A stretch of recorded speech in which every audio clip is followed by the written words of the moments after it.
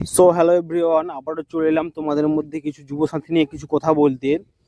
আজকের ভিডিওটা দেখার পরে তোমাদের মধ্যে ক্লিয়ার হয়ে যাবে যে টাকা কোন অ্যাকাউন্টে ঢুকছে বা টাকা ঢোকার প্রসেসটা কেমন চলছে, বা যাদের ফার্স্ট টাকা ঢুকেছিল তাদের এবারের যে সেকেন্ড কিস্তির টাকা কি করে আসবে, বা যাদের একবারও টাকা ঢুকেনি তারা কি করবে।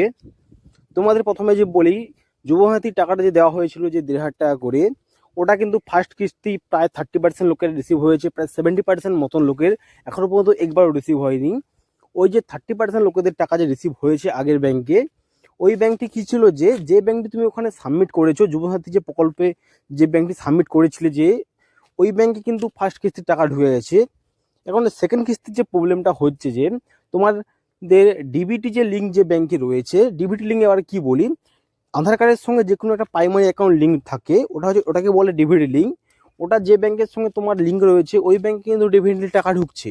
এবার তোমাদেরকে বলি, এই যে ডিবিটি লিঙ্ক রয়েছে এটা কোন ব্যাংকের সঙ্গে তোমাদের থাকতে পারে।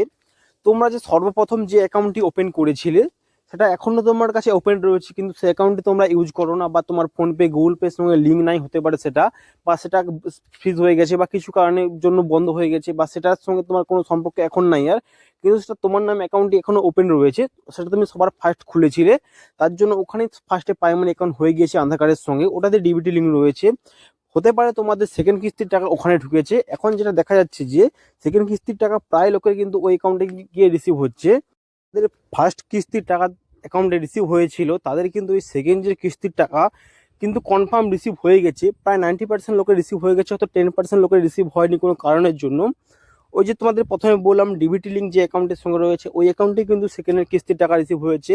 পরবর্তীকাল থেকে দেখা যাচ্ছে যে ওই ডিবিটি লিঙ্ক যে অ্যাকাউন্টে রয়েছে ওই অ্যাকাউন্টে রিসিভ হবে।